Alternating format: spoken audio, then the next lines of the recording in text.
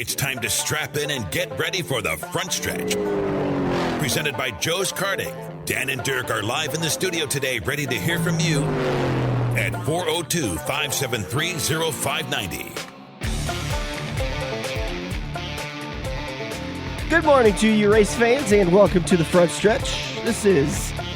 I am Dan Taylor, joined in the studio as always by my co-host extraordinaire, Dirk Houston. How you doing, Dirk? Well, between the two of us, we're probably going to finish off that box of Kleenex this morning, but we'll be all right. There's a box of Kleenex. Most of the time, there'd be like a bottle of Jack Daniels between the two of us, but we're going to work on a box of Kleenex today. But, tis the season for the cold and the flu and the gunk and the goop going around, and I've spent most of the week sleeping on my couch and watching the great soap operas as I attempt to recover from my cold, and I'm at the end of it. Kind of feels like you're starting to get at the end of it too. Yep. Well, we need to get rid of it before we go to Kansas City so we can do these people justice next week. Absolutely. And that reminds me, I got to put in my interview requests for that race. But the ones that were due last week? Yeah. I got the credential requests put in. I think they're on time, so I guess we'll find out when we get to the track on Friday. But yeah, it'll be a good time. And thank you to speaking of Kansas Speedway, they're a big sponsor of ours this time of year and helping us out with keeping the front stretch on the show. And they also gave us a bunch of tickets to give away as a part of the last 5-week Pick'ems contest. Who we taking to the races?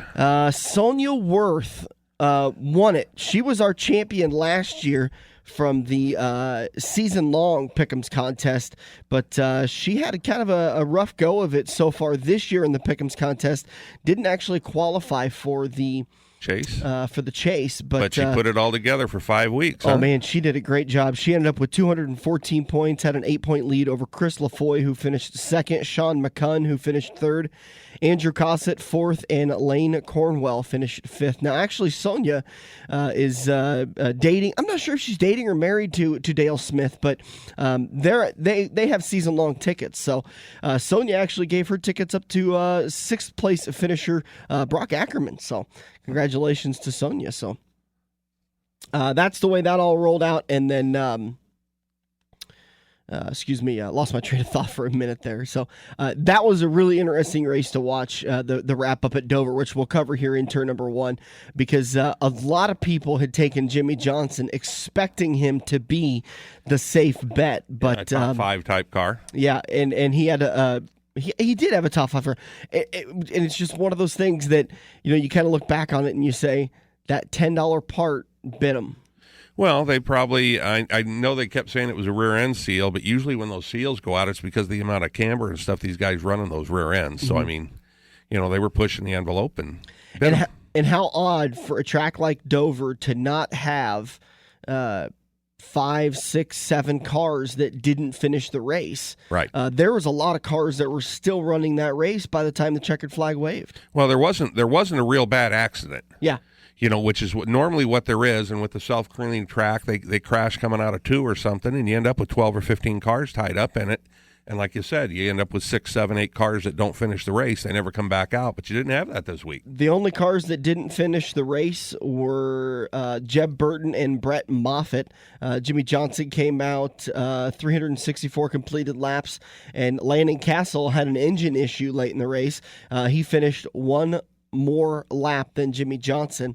So because of that, I think easily the shocker of the week was Jimmy Johnson doesn't move on.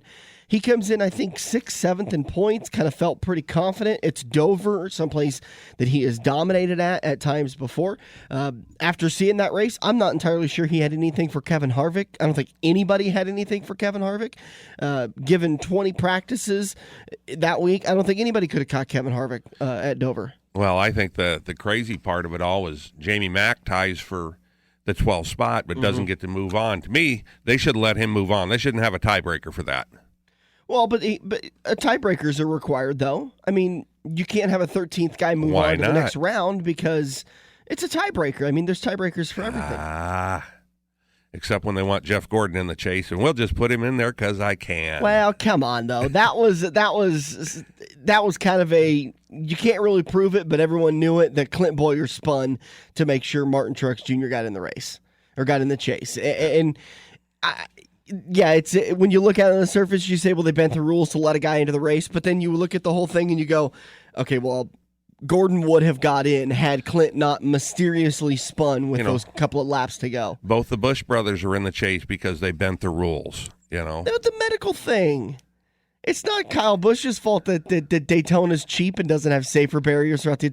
By the way, Talladega putting up the paycheck and putting out. I think they're the first track and for NASCAR that has the entire course covered in safer barrier, which we've been talking about. I've been talking about for a couple of years. I know those safer barriers are expensive and they're expensive to maintain, but the laws of the numbers are just going to say you leave a small section in that entire track unprotected, a driver's going to find it. Yep. And Kyle Busch found it, and Kurt Busch had his issues that he was held out of the race. But, NASCAR does bend the rules every once in a while, but I like the way they bend the rules because they bend the rules, to me, in the right way. Now, see, to me, rules shouldn't be bent.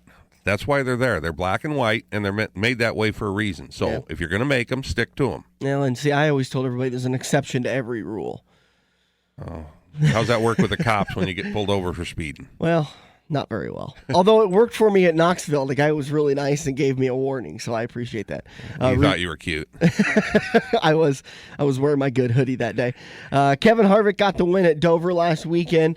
Absolutely dominated the race. Led 355 of the 400 laps. He led 7 different times. Kyle Busch had a great second-place car, and he needed every bit of that second-place car because I think he made the cut by 1 or 2 points. Oh, yeah. There was like 9th place to 12th place was all 2 points apart. So it was kind of crazy there at the end.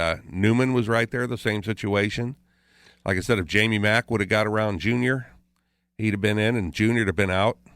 So Dale Jr. finishes 3rd. Jamie Mack finishes 4th. They tie for points. Thus, Dale gets the tiebreaker because this tiebreaker was a little interesting to me.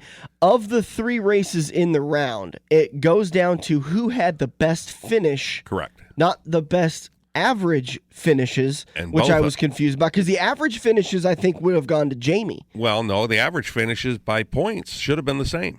Oh, well, no, you're right. That's why I didn't figure them out, but it's just telling me they should have been the same. Yeah, but so the best finish of the 3 races happened to be the Dover race. Happened to be Dale Jr. getting around Jamie for that final spot. So that's the way that all rolled out. Again, Eric Almirola got a good 5th place finish. Casey Kane 6th. Matt Kenseth 7th. Ricky Stenhouse Jr. 8th. Kyle Larson 9th. And Joey Logano finished 10th. That's the way they rolled out after the results from Dover International Raceway. That was a pretty good race. But as a result of that, Jamie McMurray, Jimmy Johnson, Paul Menard, and Clint Boyer all eliminated from the 2015 chase. They're all now battling to finish 5th. And as the chase goes on and as we eliminate these drivers, the next 4 to get eliminated will be dropped back down to 2,000 points. Their bonuses will be reduced back down to 2,000 points.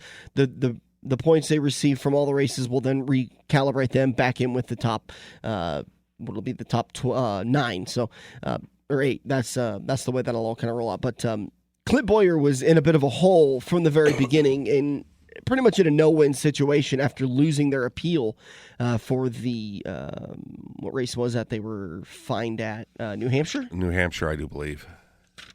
Yeah, they were fined at New Hampshire for having. Gosh, now I'm drawing a blank. What they got hit for? Oh, it was the spacers, right? Illegal spacers? Well, yeah, they had the track bar or something allowed movement during the course of operation. Yeah. And they after they lost their appeals, they had the opportunity to go to a final appeals board, but they said, you know what, we're just going to take it on the chin. We're going to finish out the rest of our season, and then we're going to fire 183 people, I think was what the number was. And we're going to disappear. Yeah, so that'll be and then pictures came out this week of apparently Michael Waltrip still going to find himself a ride for the Daytona 500. So thankfully for that, we'll get to see Michael racing around the track for the last couple of races.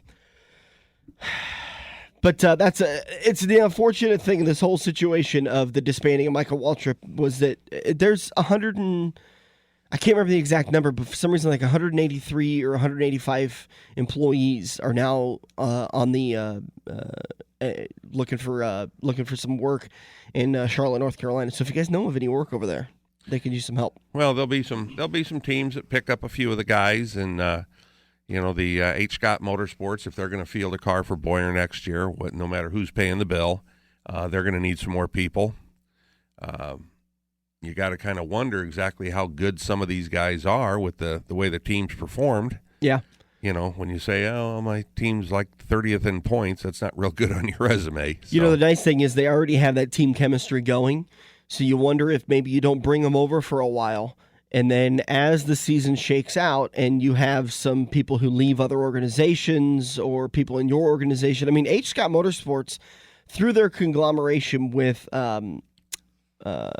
Jason Marks and Kyle Larson, have connections all the way down to, I believe it's all down through the Dirt Series with Kyle Larson Racing and Jason Marks Racing, and through the World of Outlaws, ARCA, K&N, and then the National Touring Series for NASCAR.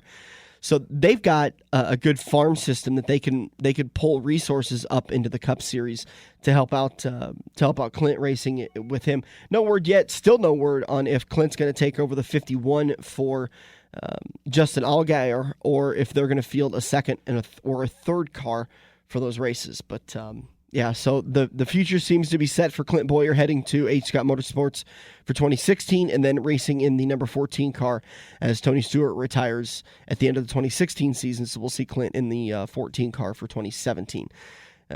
That'll be kind of interesting. I think that's a good situation for Clint over there at Stewart-Haas Racing with the kind of good old boy attitude that's over there that Tony kind of cultivates and Harvick has, and Kurt's kind of coming along too, and Danica can kind of seem to pick up on a little bit too with the atmosphere that's over there at that organization. Well, everybody that's coming in there is getting rejuvenated, so yeah. It's definitely something that Clint's got to be looking forward to, and getting out from that mystique from a couple of years ago when he got told to spin out, and that was all the Michael Waltrip stuff. And ever since he did that, his racing career has just kind of been in the bucket, and he just hadn't been able to get it going. And I think there's a lot of things that fell into losing all of that funding from Napa really hurt Michael Waltrip Racing. Losing Rodney Childers from the 55 team really hurt that organization, because you could see the direct correlation. Michael Waltrip Racing was on the rise for a couple of years, and then that whole situation happened at Richmond, and Rodney Childers left the organization, came over to Stewart-Haas Racing, and all of a sudden Stewart-Haas Racing wins a championship. Kevin Harvick is the fastest thing out there most of the races. Kurt Busch is doing better. Tony was doing a little bit better until all of his off-track issues that he's had. But help me one more thing before we go to break here and head over to Turn 2 and talk about the Cornhusker Classic last couple of nights. NASCAR won't oversee burnouts, and this is a headline from jski.com relating to Kevin Harvick's burnout from Dover, where it's kind of hard to see it in the video, but you can maybe assume that when he spun one of those times, he tapped the inside retaining wall and kind of crumpling up the back of his car. What assume he's trying to hide something, because a lot of drivers in the post race were saying something about it, making little offhanded comments, and I'm sure a couple of them ran over to the NASCAR officials and said, "Teacher, teacher, teacher, he did this, he did this, he whooped us on the track, so he did this." What could he be trying to hide? Some during the race adjustments, and again, you'd have to go back and look at the tape. They did talk about during the race how the one spot where they'd got the side skirt right by the exhaust flared out a little bit, and they said that was from bouncing off the track, but they showed him the guy trying to kick it in. Mm-hmm. And NASCAR did tell them to fix that. Correct. They came back and said, you guys need to fix that, because remember, in the off season for this year, they said you cannot modify the side skirts for these cars. But they did not modify it. The track did. Right. And kudos, by the way, to NBC for catching that and not only pointing it out, but showing that before we came to the competition caution, that thing was flared out. Here's him coming off pit road to start the race. It's not flared out. Here's lap 12, where the first time we see it flared out, and now they're telling him to, when he comes down pit road for the competition caution, to fix it. So kudos to NBC. They continue to impress me. While Fox would have been away at commercial, NBC is covering the race. So anyways, go on. Yeah, but there was probably some during the race adjustments with the ride height. Okay. They start jacking on the springs in the back, trying to move the weight around a little bit between the two rear quarters. And they probably either made the quarter panels either too high or too low. You'd have to go to the tapes to see what their adjustments actually were. And so they bang it against the wall and crumple it up. So now they won't even bother checking it. Well, and even if they did check it, they could say, well, it was damage from the burnout.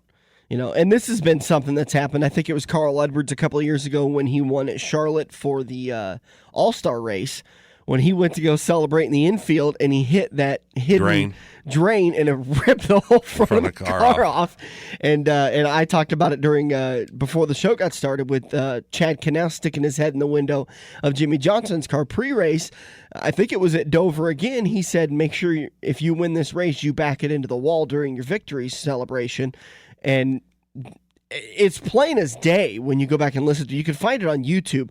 So, there's a history of these guys doing this kind of hand in hand with racing, though, is you read the rule book, you understand it, and then you go and find that gray area. Well, no, you're not trying to find a gray area because, in all honesty, there's not too many gray areas in that rule book. You got to find something that's just flat not covered. Yeah.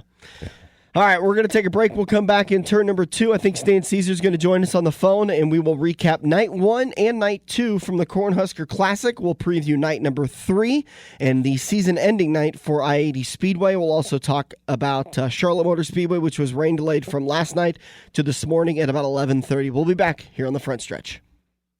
We have all been there before. Broken car part in your hand and some snot-nosed punk behind the counter has no idea what he is talking about, but he guarantees that this part will fix your car. You pay an arm and a leg for the replacement, get it home, and sure enough, it doesn't fit your car. Now, learn from your mistake and give an experienced salesperson at Kosiski Auto Parts a call today at 402-731-4592. Kosiski Auto Parts will get you back on the road with your arms and legs still attached. If you love wings, if you love rings, and all kinds of other tempting things, great times, great food, get to Quaker Steak and Lube. Quaker Steak and Lube is the official watering hole for the Front Stretch and the best place to catch all the NASCAR action today. Open at 11 a.m. with delivery available to Council Bluffs. Great times, great food, get to Quaker Steak and Lube. Are you looking to book your next outing? Look no further than Joe's Karting in Council Bluffs. Located just north of Bass Pro, Joe's Karting can handle outings of well over 200 people. Bachelor parties, corporate outings, team meetings, birthday parties, and much more. Give Buddy a call today and reserve your outing. Joe's will even work with local restaurants to cater your event. Book yours today at joeskarting.com. That's karting with a K. It's time to get to Joe's and find out what everyone already knows. Dan and Dirk are rolling into turn 2 with a little attitude on the Front Stretch. Welcome back to the Front Stretch, heading into turn number 2, brought to you by Kosiski Auto Parts. Located at 51st and I Street in Omaha, or by phone at 402-731-4592. Get back on the road with quality used parts at an affordable price. Give Kosiski Auto Parts a call today, 731-4592. Joining us on the phone for what it would seem to be he's got a long streak going the last couple of weeks of helping us on the show. The voice of the Speedway, Stan Caesar, joining us. How you doing this morning, Stan? I'm upright. That's a good thing.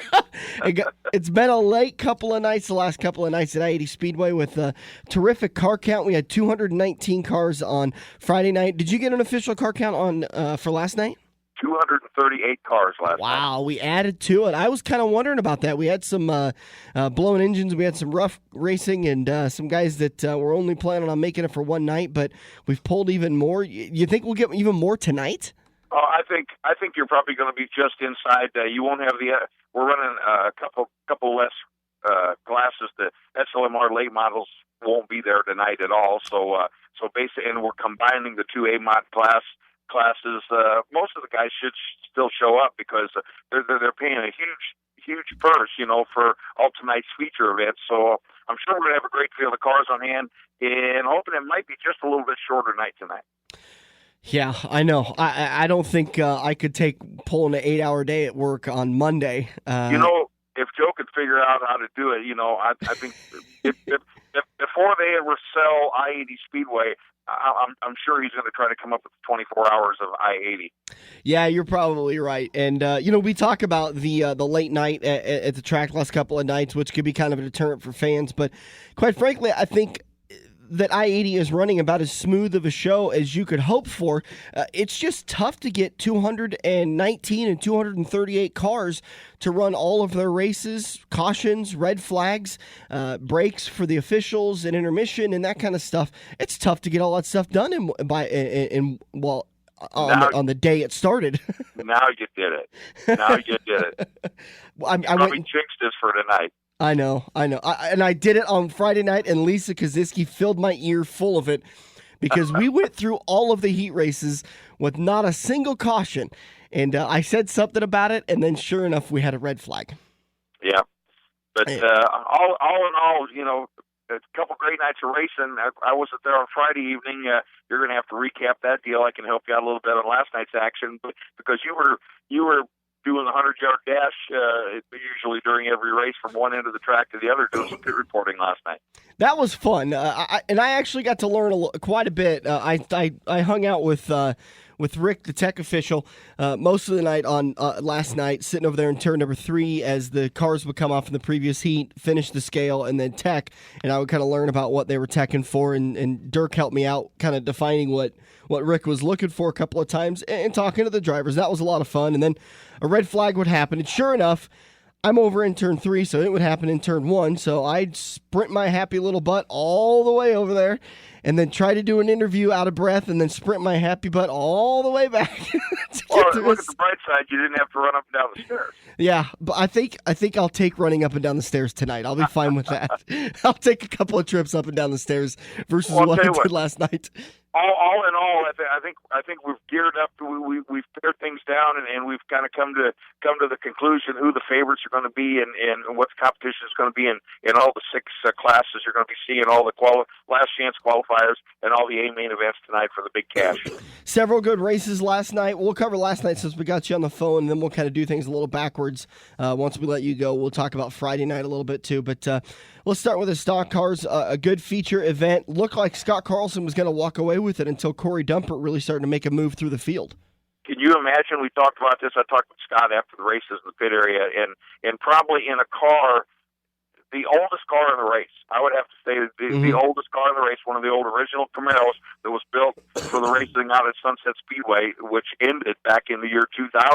So that car, probably at least 17 to 18 years old. Scott built that car for Dan Hall. And they acquired that car, sold it to the Jones family, and Scott agreed to drive it. And he gave him a lesson last night in what many people consider a non-competitive car anymore, the old leaf spring Camaro type cars versus the coil spring stock cars with the later model IMCA stock car type bodies on. Scott put it on in the feature. It'd have been interesting if that feature would have been maybe 20 laps instead of just 16. I think we'd have had a great battle between him and Corey Dumpert. But as it was, Corey had a little bit more trouble getting through the field. Scott started 6th, Corey started 7th, and it took Corey a little while to get through the field, but he did end up getting up to the bumper on the white flag lap, but just not enough time to really start working on that 67 of Scott. You know what they say, the NASCAR guys talk about this all the time. It's one thing to catch that guy out front and run him down, but it's the next thing to pass him. I think that's what happened with Corey Dumpert in Chad Sanders' car. He was right there and he got to Scott, but Scott was running a good line and Corey could get up to him, but he just didn't quite have the grip to get by him. We saw that playing true all night long. It's one thing to catch him. It's another thing to pass him. Let's jump up to the hobby stocks next. And a great feature event. It was a three-way battle for the win. A two-way battle for the win. Luke Ramsey in third place was kind of hanging back there, hoping maybe these two make contact and he was going to able to get himself an easy win. But Jason Cole, a hard guy to beat when he comes out to I-80 Speedway. And another guy, Adam Armstrong, who's up and coming, seems to be finding his way around I-80 Speedway very well. I really thought Adam was going to be able to pull it off. He had the strategy figured out. He would draft Cole down the straightaways. He would enter the corner right behind Jason Cole, but he would apex just a little bit earlier and dive down to the bottom and try to get a run, coming off, catch some of the moisture on the low side or a groove down coming off. And there were a number of times, once again, that he was right there, and they were down the straightaway side by side. But Cole had that upper line, kept the momentum up, and I think that particular race is going to be one of the best day features tonight. Not only those two guys, but you can add in John Watson and maybe Vanderbergen, in the 66Z also. You see the passion of these guys racing quite a bit, and oftentimes when it's that close of a finish, there's sometimes going to be some hard feelings. These guys got out of the car laughing and cheering each other on. And one thing that was really nice to hear Jason Cole say was, "Thanks for racing me so clean." When you come to the hobby stock and the stock car division, things can get pretty rough out there. Well, that's because it's so tough. And Adam Armstrong said exactly the same thing in his interview, and it's great to see guys be able to run a close, hard-fought race like that and really not touching people. Now, the same couldn't be said, there were a couple other incidents earlier on in the night, but the A features, they were great races. Move on to the B mods. This was Chris Abelson just absolutely dominated this field, but he had a very spirited battle with Cody Olson on Friday night. They were going at it again for quite a while during the feature on Saturday night. Abelson ends up getting the win. Mark Lighting gets home second. Josh Mose third. Cody Olson fourth, and Todd Boulware fifth. Five very strong guys as this weekend has moved on. Stop and think about Boulware. Boulware came all the way out of that 16th starting position in the B. He won the B main event. He started really deep in the field, and you tack 3-4 more guys on top of that, and then that B modified A main event. Abelson looks awful strong. He's at that 5X, that Caleb Kennedy drove part time, this year, and but I believe that's Chris's stepson. Did some driving in that B modified division, but I'll tell you what, if you got to look at the guy that's probably the most consistent in all the classes, you got to look at the 2015 IMCA National Modified Champion, and that's Chris Abelson, Mr. Excitement. I do have to make a correction. Looking at the official site from I-80 Speedway, it looks like Ryan Jenkins ended up getting past Todd Boulware maybe on that last lap to take the 5th spot. So Boulware ends up finishing 6th. But like you said, started 16th, ends up getting up to 6th. Very good car for Todd. Yeah, very good, and a good run for Jenkins too. He's been right there all year long, and of the younger drivers that are up and coming, he's definitely one. He's going to be a third generation driver. Matter of fact, I think I raced back in the 70s with his grandfather, Jim Jenkins, and then of course his dad, Jeff Jenkins, drove for a number of years, and Ryan Jenkins starting out in the go-karts and really doing a great job in the sport mod division. Let's talk about the A-mods. Very interesting way they've got this set up, and I do love how sometimes Joe Koziski likes to just do the oddest things because he knows it will get people to talk about the races. So he set up this A-mod crate and then A-mod open. So there's two different divisions. A lot of guys pulling double duty, so he's able to, not as many cars in the pits, but these guys are hopping in and out of their cars. Let's talk about the open race a little bit, and you could kind of just take both races and you're going to see one guy that's up front.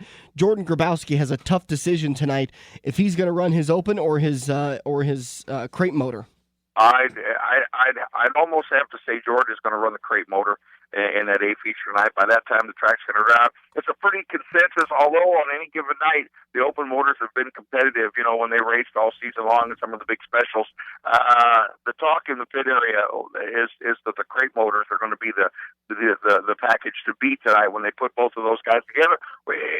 That's one of the things that makes it interesting. It's something we're kind of looking forward to, and there are some tough competition in each one of those classes. A guy that you can't count out who the heat race draw for their starting positions was absolutely terrible all weekend long, Jesse Sobing.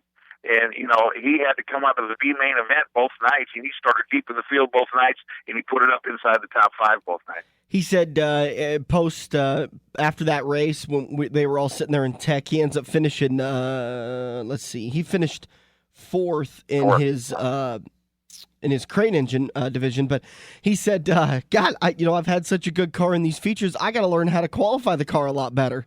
Yeah, and part of that has got to do with the draw. You talk about a narrow racetrack just a little bit. The track is fast and heavy. It's a little bit more one laner in the heat race, and if you draw the back and there's some good cars up in front of you, that track condition sometimes can take the average car and make it a little bit better car, and even the really fast guys, if they're starting to the back, have a hard time getting to the front.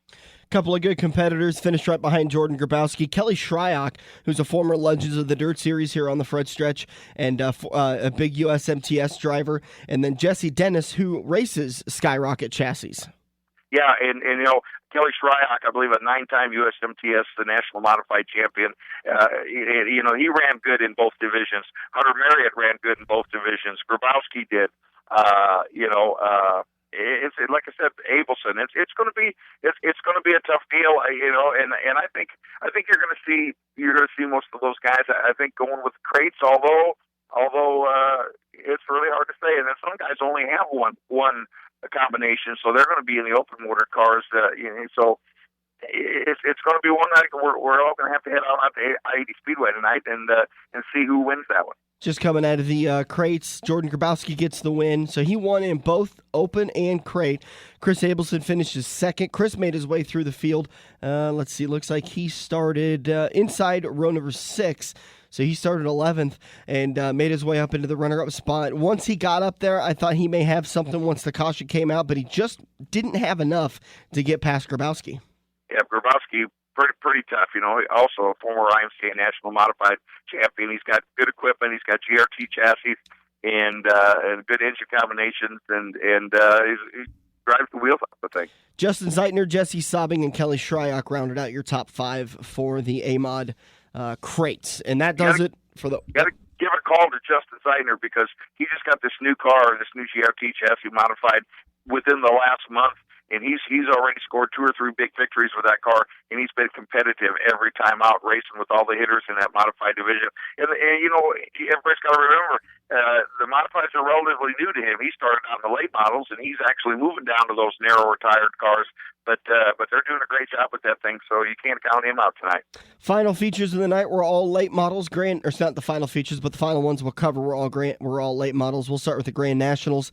It's a tough situation when Kyle Burke draws the pole to try to get him off that pole position. But Andrew Koziski gave him a little bit of John before the race and said, "Kyle, I'm coming for you in the Grand Nationals." All the heat was right there, and it was an excellent race. And there's some guys from out in mid-Nebraska that are doing a great job. It's the affordable late model class, and even though you see some of the hitters dropping down and running in that deal, there's some other guys that are very competitive in that division. And I thought Andrew gave him a good shot. I think it was just the experience that beat Andrew last night. He had a good car in both divisions. So Kyle Burke gets the win. Andrew ends up coming home second. Brian Koziski third. I think that's the way those 3 cars were going to finish. Kyle definitely had the faster car. Andrew had a little bit faster car than Brian Koziski, and Brian was better than Tyler Andreessen and Dylan Schmer, who finished 4th and 5th for the Grand Nationals. Andreessen had a pretty eventful race. He tried to knock the wall down a couple times over on the backstretch, but kept the car straight and going in a good direction. And he's the guy you got to watch. There's some really good young drivers. Dylan Schmer moving up with one of the ex-Al Humphrey machines, and Reese Vaught. Reese had some some adversity early in the race, and he charged his way back to a pretty decent finish, although it was outside the top 5. And I believe he's only like 15 years of age coming out of Central Nebraska also. Final race we'll cover is the SLMR Series. In order for Tad Pospisil to pick up those last 10 points and to win the championship, he was going to need to win the race and have Kyle Burke finish outside the top 4. That's a tough pill to ask Kyle Burke to break.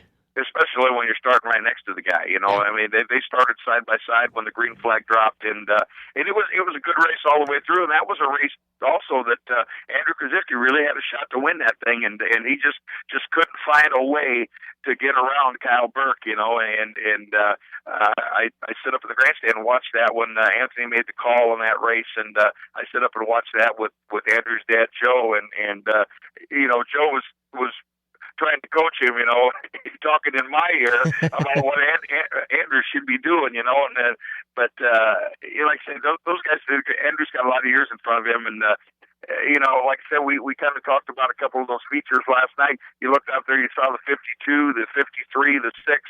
If you kick the clock back about 10 or 15 years, it could have been Al Humphrey and Steve Koziski and Joe Koziski out there racing with Kyle Burke.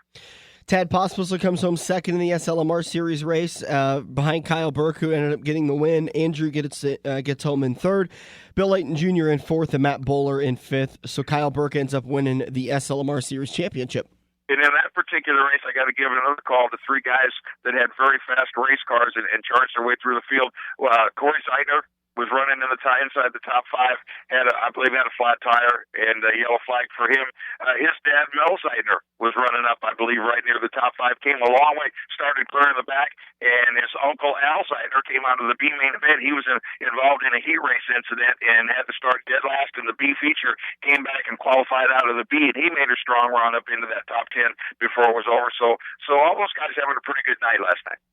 It was a great night of racing. We'll do it again tonight. We'll see if how many cars we get, but I can tell you one thing: the racing action has been absolutely phenomenal as the races have gone on. Get the tickets at the window for $15 to get in and watch the final night of racing at I-80 Speedway. Stan, look forward to calling the races with you tonight, bud. Yep, the final chapter on the 2015 racing season for my tracks, all the Sprint Series, Eagle Raceway, I-80 Speedway. One more event next Friday night, the Nebraska Auto Racing Hall of Fame induction ceremonies. That'll be taking place, and a lot of guys that a lot of the area race fans know will be getting in. Tickets still available for that. You get a hold of me at the sign shop, and I can hook you up. It's a great deal. You get to tour the Smith Museum of American Speed down at Speedway Motors. And look forward to, I might even have a few surprises show up for that deal. So look forward to that next Friday night. Unfortunately, you guys are going to be down in Kansas. Otherwise, I know you'd be in attendance. Stop it. We don't need to be reminded. We're going to have fun down in Kansas, but I think you're going to have fun up here in Nebraska. Thanks a lot, Stan. You guys have a good time. I'll be looking for you on TV. You hold up the sign. All right, we'll do. All right, man. We'll be on Cops. Talk to you later. Have a good one. See you, Stan. All right. All right, tickets for the final night for the Cornhusker Classic and the season closer for I-80 Speedway are available at the ticket window.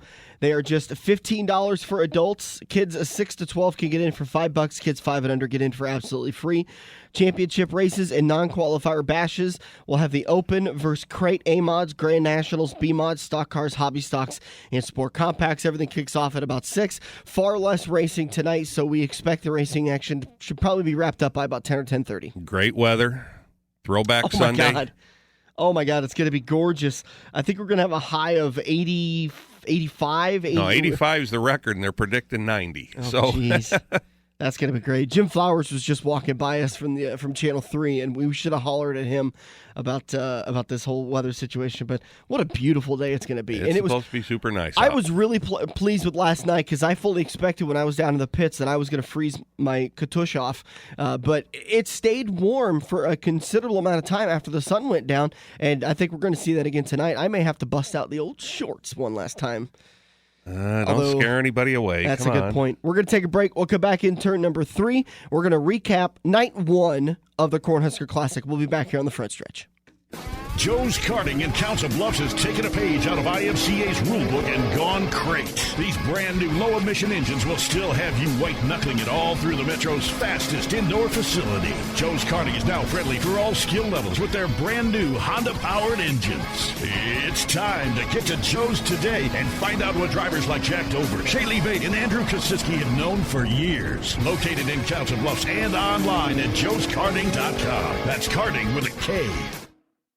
Race fans, NASCAR returns to Kansas Speedway Sunday, October 18th. It's the 5th race in the chase for the NASCAR Sprint Cup. NASCAR's finest are all in, including Jeff Gordon in his final full-time season race at Kansas. And Jeff Gordon is right where he needs to be.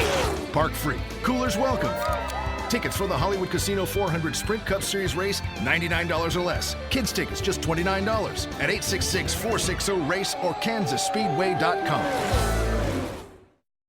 Feather the brake and get back to the gas. Dan and Dirk are headed into turn 3 on the front stretch.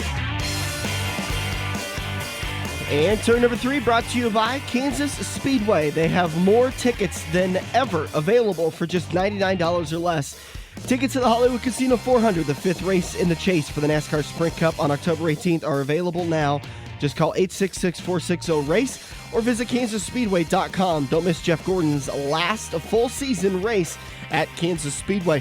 You know, since Sean McCunn ended up coming up out of 10th and finishing 3rd in the Kansas Speedway contest, he won himself a pair of tickets to Saturday's race and a pair of tickets to Sunday's race. That's my brother-in-law, and he's going to take my nephews. And my sister messaged me and said, well, since we won, we're not just going to take one of the 4 kids, the 5 kids, excuse me. So how do I get tickets? And I said, well, Jana, 866 listen to the radio show. 866-460-RACE. Tickets available for $99 or less. They've got so many of them. So they're all going to take the whole family down. They're very excited to go down and go watch the races, and a lot of fun for that. So that should be a good time. And I know Brock Ackerman, who finished outside of the top 5, planning on going down. So a lot of people who are a part of the contest and a lot of people from this area love going down there. And that's kind of the reason why Kansas Speedway is so gracious to us and send us a little bit of money to keep the show on the air. So we say thank you to them, and we encourage you, if you're wanting to go down to the races, it's a whole experience. You know, and it's... Go early, walk the Midway, go see all the exhibits. They have tons of stuff you got to sign up for if you want something free, but some of the stuff is kind of neat. They give out free posters. You know, they'll have some chase posters and stuff like that. I know they usually have a big Goodyear exhibit where they play a game where you crawl up on this thing 20 foot in the air and you drop a Goodyear tire down and it bounces off a bunch of great big dowel pins and lands in a spot. And if you get the right spot, you get to keep the tire. So a nice little souvenir. I mean, and it's an experience. And you can buy pre-race, track passes, which is what Sonia ended up winning. But since she already has them because she's a season ticket holder, she ended up giving them down to second place, Chris LaFoy. But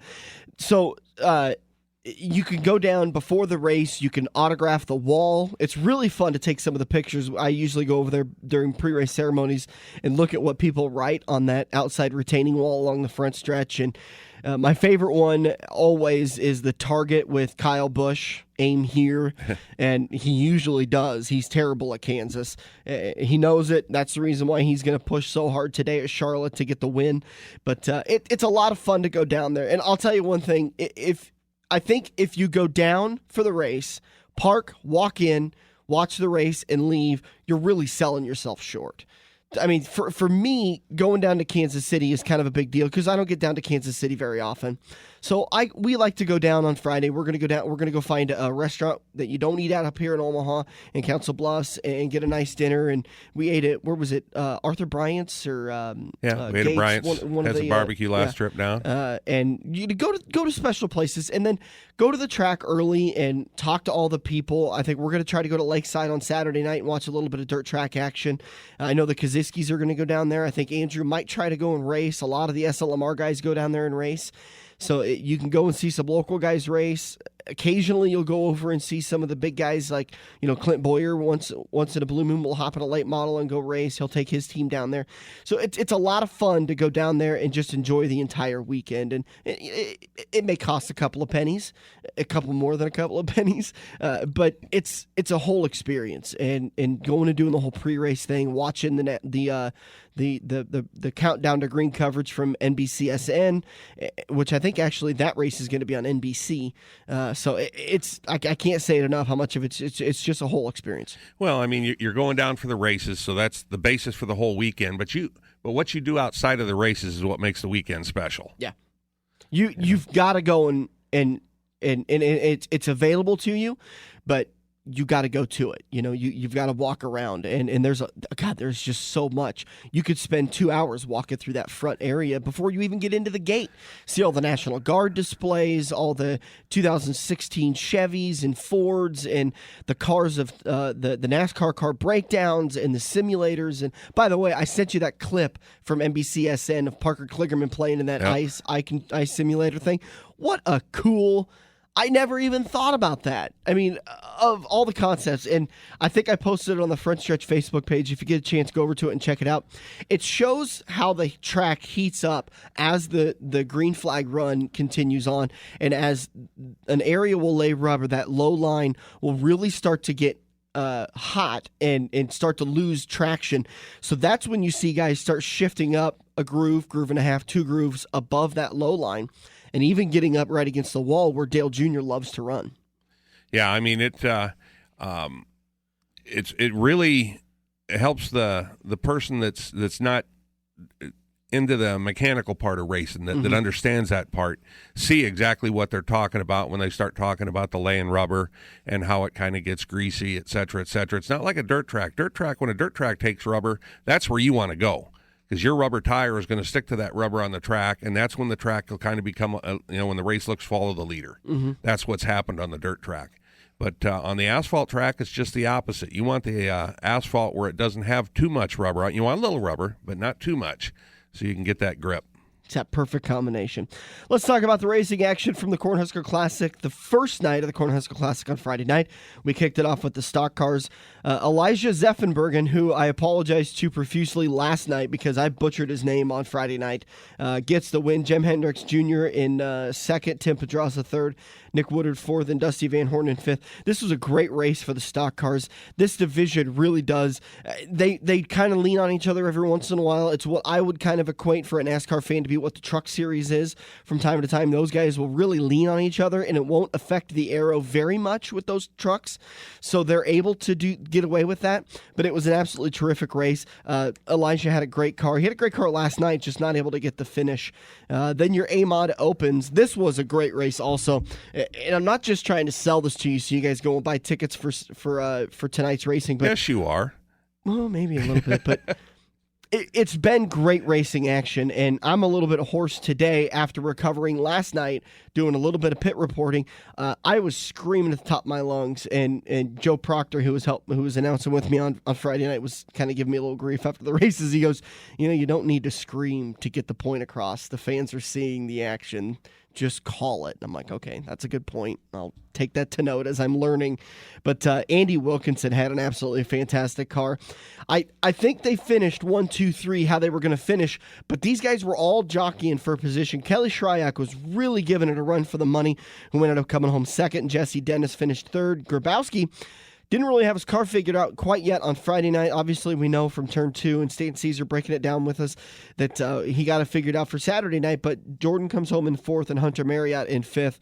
Jesse Dennis, again, finishes to the guy who created his chassis in the Skyrocket chassis for the A-Mod Opens. No surprise here, Kyle Burke gets the win for the Grand Nationals. Brian Koziski has a very good car, and I kind of went over and congratulated him later, but he was kind of, something that is tough to get used to as a guy who doesn't race, but I'm still kind of a competitive guy. Second place could still be a bitter pill to swallow. Even when I'm looking at it from the perspective of Brian's an up-and-coming driver. He's learning from his dad, Steve. He's getting better and better and better, but I guess if I was in Brian's situation and I finished that race, I would say I finished second to Kyle Burke. Kyle's got the experience. He's got all that veteranship on me. So I should be happy with second place. But Brian really wasn't happy with second place. He really felt like he could have got that win. Well, second place is the first loser. That's what every racer will call it. And you know, being critical of it all, I don't think Brian had the car. He didn't have the ability to get, whether it was the car or his experience, he wasn't going to get by Kyle. And it was the same thing last night with Andrew and Kyle going at it back and forth. Andrew's best shot was to get him on the restart and hopefully get Kyle behind him and keep him back there, because it's tough to pass these guys. But Kyle would have found a way. It's so tough to keep Kyle back there because he's so experienced at I-80 Speedway in those late models. So Kyle ends up getting the win. Brian Koziski. Les Siebert gets the third place finish. Corey Dumpert in fourth, and Jacob Bridge rounds out your top five. For your crate A-mods, Grabowski had that one figured out. He definitely had a great race with Chris Abelson, Travis Hatcher third, Kelly Shryock, and Jesse Sobbing gets a fifth place finish. Again, Jesse Sobbing needing to come from the B feature because he's not able to qualify very well early in the night. We'll see how that goes for him tonight. Hopefully he can get that turned around and he can get himself a win at I-80 Speedway. It would be great to see him. By the way, we haven't mentioned it quite yet, but Ken Schrader joined us, has been joining us this weekend.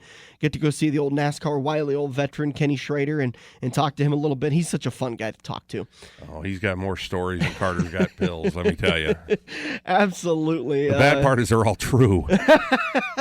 And he's such a great storyteller. It's so fun to hang out with him. And I always give him grief about that whole Silver Dollar Nationals meet and greet when he was supposed to join us for that, when we had Scott Bloomquist and Kyle Burke and Brian Burkhofer and Kenny was going to join us for a big autograph session at Quaker Steak and Lube, and Kenny was coming from I-80 Speedway. So Kenny hops on the interstate, calls me and says, Dan, I'll be there in about 20, 30 minutes. I said, perfect. You'll get here just about the same time we're going to get there, so that'll be great. 20, 30 minutes goes by. We're kind of sitting there, and I'm kind of looking at him. Where's he at? And nothing yet. And I'm like, okay, it's stuck in traffic, so don't worry about it. Another half hour goes by. We're half hour into the signing, into the autograph session. No Kenny yet. And I'm like, gosh, where the heck is this guy? So I call him. Well, he's riding on his motorcycle, so no answer. Then about an hour into the meet and greet, he calls me and he says, Dan, I took a wrong turn. I said, oh, you did? And he goes, I went west on I-80, and I didn't realize I needed to go east. I'm in Beaver Crossing, and I'm going to make my way there. I'll try to get there as fast as I can. So he got there for about the last 10 minutes, which the Schrader fans that had showed up, I told them they were gracious enough. They went inside, they got themselves a beer, and they all got to share and have a good time. But it's a funny story. So we ended up, next time we saw him, we ended up giving him a map of Nebraska to help him out. Yeah. That was kind of a fun thing. Anyways, back to your hobby stock finishers for Friday night. John Watson, who finished, I think it was fourth on Saturday night, had the win on Friday night. Very good car. Kyle Bond and Jason Cole. This was a really fun race to watch because it started Watson, Kevin Bruck, Kirk Westring, Adam Armstrong, Rick Bradley, Jason Cole. Bond started actually farther back outside row number 5. But once these three got up there within about 5 or 6 laps, they had about 10, 11 laps to go back and forth and decide who was going to get this win. Jason Cole really ran second for quite a while, but he made a mistake and Kyle Baum was able to get by him. And it was kind of a high side run for those hobby stocks. Nobody was able to get by John Watson. He had a big wide bumper and a fast car, but they were all equal cars. And it was really fun to watch as Jason Cole kept trying to find different grooves to find his way around down Kyle Bond. Not able to do it on Friday night, but he ends up getting the win on Saturday night. With a little bit faster of a car. So we'll see how night number 3 goes for them. Your SLMR series, B-Mods, and are left in the series. Tad Pospisil got the win for the A features. It was a non-points night on Friday night, so unfortunately those points didn't add towards the championship. Kyle Burke comes home second, Matt Bowler third, Bill Layton Jr. fourth, and Corey Zeitner rounds out your top 5. For your B-Mods, Chris Abelson continues to win, Mark Lighting, and Cody Olson. I wanted to get to this one because there was an interesting decision that was made after this race. Going to the white flag, crossing the start-finish line, Larry White has given him the signal of 1 lap left to go. Chris Abelson's been running the high side in that 5X in the B-Mod for majority of the race, and Cody Olson had been trying to find a way around him. With no luck on the low side, for some reason, Chris decided to take the low side going into turn 1, and so Cody comes to pinch him down on the low side and trying to get a momentum run off the turn 2 and maybe get him off the corner that way. Abelson kind of slid up the track just a little bit. I don't know whose fault it was, but contact was made, and they wheel hopped. I thought when I saw that wheel hop, well, that's it for Abelson. He's going to spin it out, and we're going to have a caution, and he's going to be in the back of the field. Oh, no, not Abelson. He collects the car. Not only does he collect the car, he maintains the lead coming out of turn 2. They go into the and by that time, Olsen had bobbled a little bit in the middle of 1 and 2, and Mark Lighting was able to get by him. That's how they finished, Abelson, Lighting, and Olsen.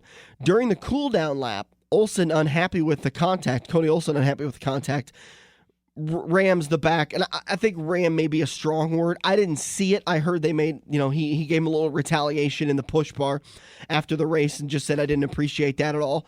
And that's why I say I don't know whose fault it was in that contact in turn 1. But after the race was over with, Joe Koziski was talking with Anthony Ainsley in the pits on the PA for the pit reporter that night. And Joe said, our assessment of it was that Abelson should have been sent back to 3rd. We were going to swap Olsen and Abelson because we were going to give Abelson Olsen's finish since we felt like it was Abelson's fault. But because of the retaliation after the race, they ended up leaving it how it was. And Joe said, we're not going to tolerate retaliation during the cool-down laps at this track, so we're going to leave it how it is.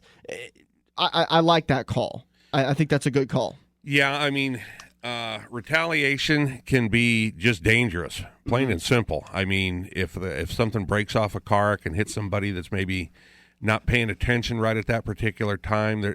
Retaliation is just a bad deal. It happens everywhere, all the way up the top levels of sport, but it's a bad deal. And it goes to saying with that, guys are taking off their straps, they're unhooking their helmets, they're not, maybe they don't have their hands on all their hands on the steering wheel, and somebody retaliates, it can cause a lot of damage and it can get somebody killed. So I completely agree with that. All right, we're going to take a quick break. We got to come back at turn number 4. We'll preview Charlotte Motor Speedway here on the front stretch. Are you looking to book your next outing? Look no further than Joe's Karting in Council Bluffs. Located just north of Bass Pro, Joe's Karting can handle outings of well over 200 people. Bachelor parties, corporate outings, team meetings, birthday parties, and much more. Give Buddy a call today and reserve your outing. Joe's will even work with local restaurants to cater your event. Book yours today at joeskarting.com. That's karting with a K. It's time to get to Joe's and find out what everyone already knows. This is Andrew from Koziski Auto Parts. Koziski Auto Parts is an insurance-quality used parts supplier that can match your foreign or domestic car or truck needs. If you have a damaged or broke-down car or truck, we guarantee a clean and quality part in next-day fashion. Koziski Auto Parts, your neighborhood premium recycled parts supplier. Call any Koziski Auto Parts salesman today by dialing 402-731-4592 or visit us at 5040 I Street in Omaha. Koziski Auto Parts, our quality used parts will match your car or truck's needs. Race fans, NASCAR returns to Kansas Speedway Sunday, October 18th. It's the 5th race in the chase for the NASCAR Sprint Cup. NASCAR's finest are all in, including Jeff Gordon in his final full-time season race at Kansas. And Jeff Gordon is right where he needs to be. Park free, coolers welcome. Tickets for the Hollywood Casino 400 Sprint Cup Series race, $99 or less. Kids tickets, just $29 at 866-460-RACE or KansasSpeedway.com. Dan and Dirk are live for one last quarter. Give them a call now at 402-573-0590. Just a couple of minutes left in turn number 4. Quaker Steak and Lube is the official sponsor of turn number 4. Check out their Touch Truck event coming up on October 26th. It's Touch or Treat. It's a spinoff of their Touch a Truck event. It's a really cool event going down at Quaker Steak and Lube in Council Bluffs. It's a fun event for the kids. You can do trick-or-treating, and they're going to have some absolutely fantastic vehicles on hand for you to check out if you want to see Thor and one of the Avengers. He'll be on display out there. Ed Wilson Trucking. They're going to be having... I'm trying to find the Star 104.5 van will be out there. Ollie the Trolley. A big fan for the kids is the Optimus Prime semi.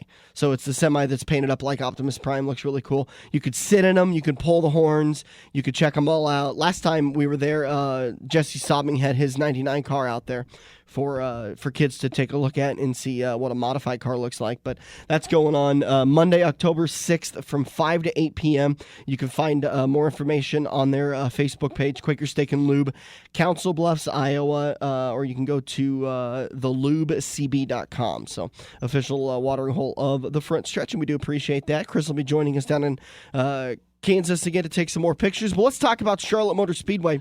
Hey, why don't we talk about what we got going for our last contest of the year? That's why I like having you as a co-host, because I said don't forget to remind me, and I completely forgot, so thank God you reminded me. That's why you don't pay me the big bucks. That's right. Starting next weekend with Kansas, we've got a brand new 5-week contest, and thanks to Quaker Steak and Lube for helping us out with this. It'll be our final 5-week contest of the year. It'll go from Kansas to Phoenix, and it's a winner-take-all $100 gift card to Quaker Steak and Lube in Council Bluffs. You can take that gift card and join us for the Homestead viewing party on November 22nd, where we'll be handing out prizes to the Pick'ems contestants and having a good old time. And you can start bribing us for next year. Right. If you want to get involved in that, just send us an email, frontstretch590@gmail.com. I'll send off all the information about that. It's a quick 5-week contest. It's free to enter. It's a lot of fun. We have a lot of people that had a lot of fun with it during the Kansas Speedway contest, the Iowa Speedway contest, all the different, the Midwest Fall Brawl contests we had. We've had a great time this year with it, and we thank everybody that's helped us out. Charlotte Motor Speedway coverage kicks off at 11 on NBCSN and PRN, so make sure you check it out and have your fun. If you're a part of the Pick'ems contest for the season long, make sure your picks are in before the green flag waves, and we will talk to you next weekend live from Kansas Speedway. This is The Front Stretch, presented by Joe's Karting on AM 590, Omaha's ESPN Radio. See you at I-80 Speedway. If you love wings, if you love rings, and all kinds of other tempting things, great times, great food, get to Quaker Steak and Lube. Quaker Steak and Lube is the official watering hole for the front stretch and the best place to catch all the NASCAR action today. Open at 11 a.m. with delivery available to Council Bluffs. Great times, great food, get to Quaker Steak and Lube. Race fans, NASCAR returns to Kansas Speedway Sunday, October 18th. It's the 5th race in the chase for the NASCAR Sprint Cup. NASCAR's finest are all in, including Jeff Gordon in his final full-time season race at Kansas. And Jeff Gordon is right where he needs to be. Park free, coolers welcome. Tickets for the Hollywood Casino 400 Sprint Cup Series race, $99 or less. Kids tickets, just $29 at 866-460-RACE or KansasSpeedway.com.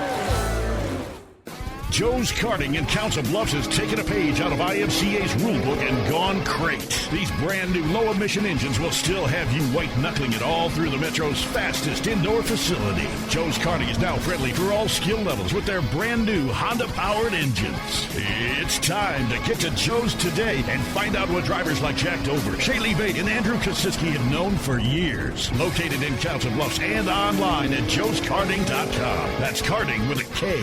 This has been the Front Stretch Radio Show, presented by Joe's Karting in Council Bluffs. To contact Dan or Dirk, find them on Facebook at The Front Stretch or email them at frontstretch590@gmail.com. If you missed any part of today's show or want to hear a previous show, subscribe to the Joe's Karting YouTube page, where you can find almost every Front Stretch show.